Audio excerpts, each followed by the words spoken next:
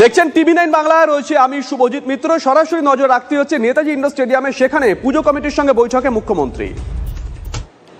অভিজিৎ বাবু, ফোরামের পক্ষ থেকে যারা এসছেন, বিশেষ করে শাশ্বত কাজল, মোহনবাগানের দেবাশিস দত্ত, ইস্টবেঙ্গলের দেবব্রত সরকার, মোহামেডানের আমিরুদ্দিন ববি, জয় হিন্দ বাহিনী সহ প্রচুর মানুষ, প্রচুর পুজো কমিটি, শুধু কলকাতা নয়, সারা বাংলার যারা ভার্চুয়ালে আছেন, জেলার পুজো কমিটিগুলো, এছাড়া মিনিস্টার, সভাধিপতি, DM, CP, SP, SDO, BDO, আইসিরাও এই মিটিংয়ে অনলাইনে যোগ দিয়েছেন। DM, CP, SP, SDO, BDO, আইসিরাও এই মিটিংয়ে অনলাইনে যোগ দিয়েছেন। এবং বাংলার সেরা উৎসব, আমাদের প্রাণের উৎসবে প্রাণ ফিরে পেতে সবাই আমরা অপেক্ষা করছি পুজো কবে আসবে, এলো এলো এলো দুর্গা পুজো এলো, এই গানটি গাইবার জন্য। তাই সবাই অপেক্ষা করছেন আগামী দিন কিভাবে আমরা এই উৎসবকে, আবার প্রাণের উৎসবকে হৃদয় দিয়ে সবারে আহ্বান জানিয়ে সবাইকে ভালোবেসে কী করে গ্রহণ করব। আমি সকল ক্লাবগুলোকে আমার শুভকামনা, ভালোবাসা দিয়ে, প্রথম আমার যেটা সমন্বয়ের কতটা উদাহরণ আছে যেগুলো না করলে প্রবলেম হয়ে যায়। আপনারা বিশেষ করে প্রচুর পুজো তো হয়, আমাদের দুর্গাপুজোর সংখ্যা অনেক বেড়েছে, বাড়িতেও হয়, এখন হাউজিংগুলোতে হয়, ক্লাবগুলোতে হয়, নানা রকম অ্যাসোসিয়েশন করে, বিশ্বজুড়ে করে। এই বাংলাতেই এবার 43,000-এর বেশি যেগুলো অর্গানাইজড পুজো, মানে আনঅর্গানাইজড পুজো নয়, যেগুলো ক্লাব কমিটি করে, পুজো কমিটি করে, হচ্ছে।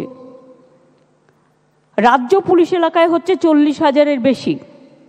কলকাতা পুলিশ এলাকায় পুজো হচ্ছে 2,793টি। এর মধ্যে মহিলা পরিচালিত পুজো হচ্ছে 2,479টি। এছাড়া তো বাড়ির পুজো আছেও, তাছাড়াও নানা রকম অ্যাসোসিয়েশন আছে, তাদের পুজো আছে। আমরা এই মিটিংটা করি এই কারণে, যাতে পুজোর 2-3 মাস আগে থেকে, এবারে আমরা একটু আরও আগে করেছি, কারণ পুজোটা এবার একটু আগে এসছে। বিশেষ করে আগাম সিদ্ধান্ত নিলে পুজোর সময়টা কোনো রকম কোনো অঘটন যাতে না ঘটে, তার জন্য প্রশাসন সর্বরকম আপনাদের সহযোগিতা করবে। কিন্তু আপনাদের ক্লাবগুলোরও, পুজো কমিটিগুলোর কাছেও আমরা সর্বরকম সহযোগিতা আশা করি। পুলিশকে বলবো ট্রাফিক মেনটেন্যান্স থেকে শুরু করে law and order, safe drive, save life সব কিছু দেখে নেওয়া। থানা লেভেলে কোঅর্ডিনেশন মিটিংগুলো করে নেবেন, শহর থেকে গ্রাম। কলকাতা পুলিশ ও রাজ্য পুলিশের মধ্যে সমন্বয় রক্ষা করতে হবে, যেন কোনো রকম ট্রাফিক মুভমেন্টে প্রবলেম না হয়। কলকাতায় যেমন বড় বড় পুজো হয়, আজ কিন্তু আমি লক্ষ্য করেছি গত বছরে জেলাতেও কিন্তু খুব বড় বড় পুজো হয়। নয়, জেলাগুলোর পুজো দেখতে গেলে আপনাকে ভাবতে হবে যে ওদের কাছ থেকে কিছু শিক্ষা নেওয়া দরকার। ওরা এত ভালোভাবে পুজোগুলো অর্গানাইজ করছে এবং বিশেষ করে নিজের ঘরের জিনিসগুলোকে ইউজ করে তারা মার্কেটিং করছে পুজোটাকে বিউটিফুল। আমি সেই সময় 2-3 দিন আমি টোটাল জেলার পুজোগুলোকে লক্ষ্য রাখি, কলকাতা পুজোর সাথে সাথে কোন জেলায় কোন ক্লাব এগিয়ে, কোন ক্লাব কি কি করেছে, প্রত্যেকটা থিম আমি দেখতে ভালোবাসি এবং আমি দেখি, কারণ আমারও অনেক নলেজ বাড়ে এতে, আর আমিও জানতে পারি কোন জেলা, কোন ব্লক কিভাবে এগুলো করছে। পর্যাপ্ত বড় বড় পুজোগুলোতে যেন পুলিশি ব্যবস্থা থাকে, কিন্তু শুধু পুলিশ দিয়ে হবে না। এলাকায় যারা ক্লাব কমিটিগুলো আছেন, তাদের যারা ভলেন্টিয়ার্স, তাদেরও, বিশেষ করে এখন তো মহালয়ার দিন থেকেই পুজো উদ্বোধন শুরু হয়ে যায়, এর জন্য আমি অবশ্য অনেকটা দায়ী, এটা আমারই দোষ। মহালয়ের আগের দিন থেকে আমি প্রায় উদ্বোধন শুরু করে দিই এবং মা আগেই চলে আসে। সুতরাং মানুষও পুজো দেখতে বেরিয়ে যান। পুজোটাকে সবাই ভালোবাসে, আমরা সবাই ভালোবাসি, আমাদের প্রাণের উৎসব। আমাদের এখানে ধর্ম যার যার আপনার, উৎসব কিন্তু সবার। হিন্দু, মুসলিম, শিখ, ইসাই আপোষ মে রয় না ভাই ভাই। আজকে আপনারা দেখতে পাচ্ছেন দুর্গা পুজোটাকে আমরা একটা সমন্বয়ের মিলন তীর্থ, মিলন ক্ষেত্র হিসেবে ব্যবহার করি। যেমন ঈদকেও করি, বড়দিনকেও করি, বৌদ্ধ জয়ন্তীকেও করি, ছট পুজোও করি এবং প্রত্যেকটাতে আমরা ছুটিও দিই। কাজে ক্লাবের সাথে এলাকার ভলেন্টিয়ার্সদের, এবং এক্ষেত্রে আমি অনুরোধ করব ক্লাবগুলোকেও, মহিলারাও কিন্তু অনেকটা কাজ করতে পারে, মেয়েদেরও সাথে নিন, ওরা খুব ভলেন্টিয়ার্স খুব ভালো কাজ করতে পারে। আর একটা হচ্ছে কিছু স্টুডেন্ট যারা ছোট ছোট, ওদের খুব এনার্জেটিক হয়, পুজোতে দারুণ মজা পায়।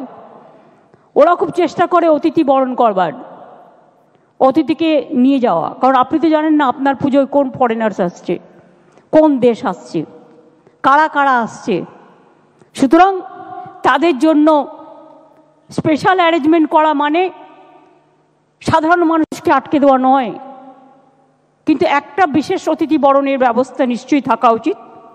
বাট আমি একটু ভিআইপি কার্ডের বিরুদ্ধে, কারণ ভিআইপি কার্ড করে ভিআইপিরা গাড়ি হাঁকিয়ে চলে যাবেন, তারা ফার্স্ট প্রায়োরিটি পাবেন, আর যারা সাধারণ মানুষ ঘন্টার পর ঘন্টার লাইন দেবেন, এটা আমি পক্ষে নই। আপনারা জানেন আমাদের কাজ হচ্ছে ভিআইপিরা উৎসবে আমরা নিজেরা চেষ্টা করব আমরা পেছনে থেকে সাহায্য করবার। এই জন্য আমি পুজোর আগে পঞ্চমীর দিন সব পুজো আমার যা যা করার করে দিই। আমি পুজোর সময়টা অন্যরকমভাবে মনিটরিং করি, কারণ এত ভিড়ের মধ্যে ভিআইপিদের মুভমেন্ট হলে তাদের মুভমেন্ট দেখতে গিয়ে সাধারণ মানুষের মুভমেন্টে বাধা পড়ে। লক্ষ্য রাখতে হবে কোনো রকম কোনো স্ট্যাম্পেড সিচুয়েশান যেন না হয়। তারপরে হচ্ছে এখন একটু তাড়াতাড়ি মিটিং করলাম, তার কারণ হচ্ছে কোন পুজোর কী থিম, এটা নিয়ে আমি রাজীবকেও বলবো, বিনীতকেও বলবো, জেলা ব্লক থেকে শুরু করে কলকাতার সব ক্লাবগুলো একটু দেখে নেওয়া। থিম নিশ্চয়ই অনেকেই ডিসক্লোজ করতে চায় না, এটা তার নিজস্বতা, আমি ডিসক্লোজ করতে বলছি না, কিন্তু পুলিশকে আপনারা শেয়ার করুন আপনাদের কী করতে যাচ্ছেন নতুন করে।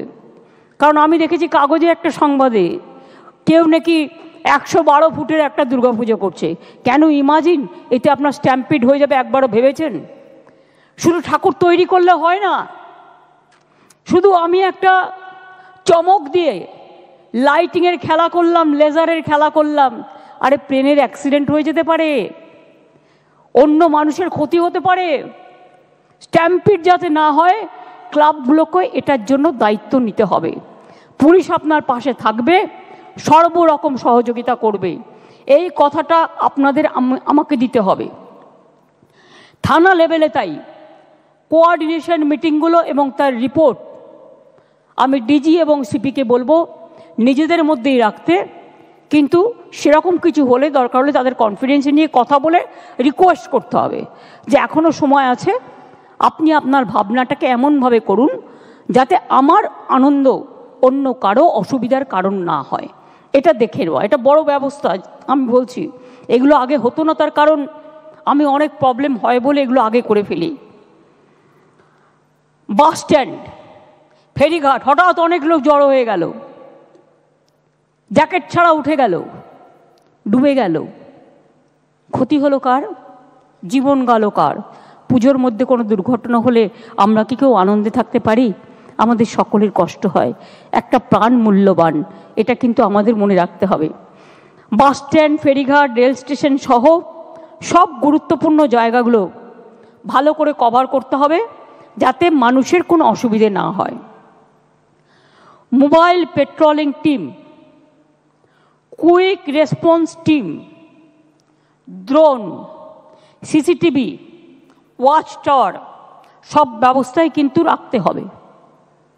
এখানে চিফ সেক্রেটারি, হোম সেক্রেটারি সহ সকলেই আছেন, এগুলো রাখতে হবে। কার কি কাজ হবে পরিষ্কার করে বুঝিয়ে বলুন, যেন কোঅর্ডিনেশনের ক্ষেত্রে কোনো প্রবলেম না হয়, এতে দরকার হলে পুজো ফোরাম যে কমিটি আছে শাশ্বত কাজলরা ওদের ভালো করে ইনভলভ করুন, কারণ দে নো ইচ আদার। ওরা অনেক দিন ধরে করছে, ব্লাড ডোনেশন থেকে শুরু করে অনেক সেবামূলক কাজ ওরা করে। সুতরাং যদি কোনো ক্লাবের সাথে সমন্বয়ের অভাব হয় সেটা আপনারা বলুন, ওরা দেখে নেবে, আপনাদের সহযোগিতা করবে। কার কি কাজ হবে পরিষ্কার বুঝিয়ে বলবেন, নিজেদের মধ্যে যাতে কোনো ভুল আন্ডারস্ট্যান্ডিং মিসআন্ডারস্ট্যান্ডিং না হয়। Police control room, district control room, state control room সব যেন 24/7 কাজ করে। তাহলে কি কি? Police control room, district control room, state control room এবং পুজো ফোরামে যারা আছেন তাদেরও একটা কন্ট্রোল রুম থাকা দরকার। যদি কোনো প্রবলেম হয় they must coordinate each other. মেয়েদের নিরাপত্তা নিয়ে যেন কোনো প্রবলেম না হয়। বয়োজ্যেষ্ঠদের স্পেশাল যারা চাইল্ড, বিশেষ করে ফিজিক্যালি চ্যালেঞ্জড, এসব ক্ষেত্রে আমরা যেন বিশেষ করে নজর দিই। আগের বারের মতোই বেশি সংখ্যক ভলেন্টিয়ার রাখবেন। পুজো কমিটিগুলোর কাছে আমাদের এটা একান্ত আবেদন থাকবে। ভিড় এড়াতে সেপারেট এন্ট্রি এক্সিট করুন। একটা এন্ট্রি একটা এক্সিট দিয়ে কিন্তু হবে না। যদি আপনি মনে করেন আপনি যেখানে পুজো করছেন মাত্র একটাই ঢোকবার জায়গা, একটাই বেরোবার জায়গা, হট করে ভিড় হলো, তাড়াতাড়ি লোককে বা কোনো একটা দুর্ঘটনা ঘটলো, লোককে ক্লিয়ার করতে হবে। কি করে করবেন? 3-4টে এন্ট্রি এবং 3-4টে এক্সিট পয়েন্ট থাকা দরকার।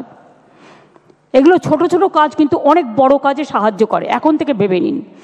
যেমন আমি যখনই পার্কে কেউ মেলা করে, আমি বলি পার্কের একটা গেট দিয়ে লোকে ঢুকলো আর ওই আর একটা গেট দিয়ে বেরোলো, হট করে একটা অগ্নিকাণ্ড হয়ে গেলে তারা কি করে বেরোবে? স্পেস নেই তো। সেই জন্য দরকার হলে যখন তুমি মেলা করছো তুমি গেটটা খুলে রেখে দাও। তুমি 4টে গেট খুলে রাখো ফর দ্য টেম্পোরারি পারমিশন নিয়ে। মিউনিসিপ্যালিটি, জেলা পরিষদ, পঞ্চায়েত, গ্রাম, যারা যারা যেখানে আছে, এবং সেটা আবার পরে তাহলে কি হলো, 4 দিক দিয়ে লোকে বেরিয়ে যেতে পারবে। এগুলো ভেবে চিন্তা করতে হয়। আমি মনে করি ক্লাবগুলো সারা জীবন পুজো করে আসছেন, পুজো কমিটিগুলো তারা যথেষ্ট এফেক্টিভ, এফিশিয়েন্ট, এগুলো তারা করবে। প্রতিটা মণ্ডপে ইলেকট্রিক কানেকশন, আগুন নেভানোর ব্যবস্থা, এসব নিয়ম মেনে করতে হবে।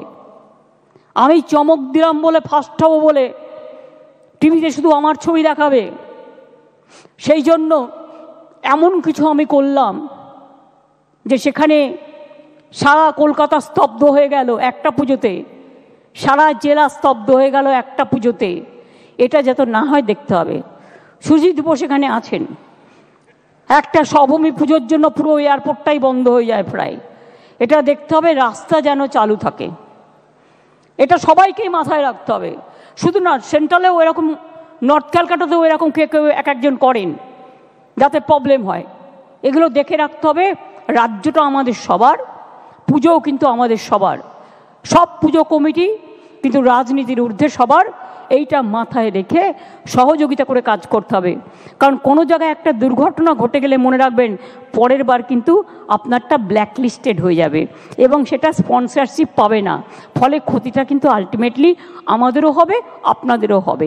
এটা না হয়ে মহান চোখে মহানভাবে পুজোটাকে দেখার চেষ্টা করুন। প্যান্ডেলের বাইরে পাবলিক অ্যানাউন্সমেন্ট সিস্টেম রাখতে হবে, ভেতরে যেমন থাকবে। হট করে কোনো ঘটনা ঘটলো, আপনি রাশ ক্লিয়ার করবেন। হট করে আপনি দেখছেন বেশি ভিড় হয়ে গেছে, লোককে অ্যালার্ট করছেন।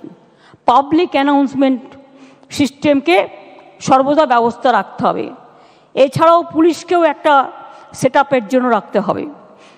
পুজোর দিনগুলিতে আপনাদের মণ্ডপে কোটি কোটি মানুষ আসেন। আমি আপনাদের অনুরোধ করব, পুজো প্রাঙ্গণে জনকল্যাণমূলক ও জনস্বাস্থ্য সম্পর্কিত বিভিন্ন হোর্ডিং ব্যানার রাখবেন যাতে মানুষের চোখে পড়ে। এবং এর জন্য দরকার হলে আমাদের রাজ্য সরকারের কিছু কিছু সংস্থা আছে, তারা বিনা পয়সা অ্যাডও করতে পারে। এটা আমি আইএনসিকে বলবো দায়িত্ব নিয়ে, বিশেষ করে কয়েকটা ডিপার্টমেন্টকে ইনক্লুড করে সিএসের সাথে বসে, এফএসের সাথে বসে এটাকে ঠিক করতে। তাহলে তারাও একটা সহযোগিতা পেল এবং জনকল্যাণমূলক ব্যবস্থাগুলো লোকেও জানতে পারলো, এবং সতর্কতামূলক ব্যবস্থা হিসেবে কি করবেন আর কি করবেন না সেটা জানলে কিন্তু লোকের অনেক সুবিধা হবে। স্বাস্থ্যের ব্যাপারেও ক্যাম্প রাখতে হবে। সব জায়গায় ক্যাম্প রাখা সম্ভব না হলেও জোন অনুযায়ী ভাগ করে এগুলোকে নজর রাখতে হবে। হট করে কোনো ইনসিডেন্ট ঘটলে হসপিটালগুলোতে জায়গা রাখার ব্যবস্থা করতে হবে।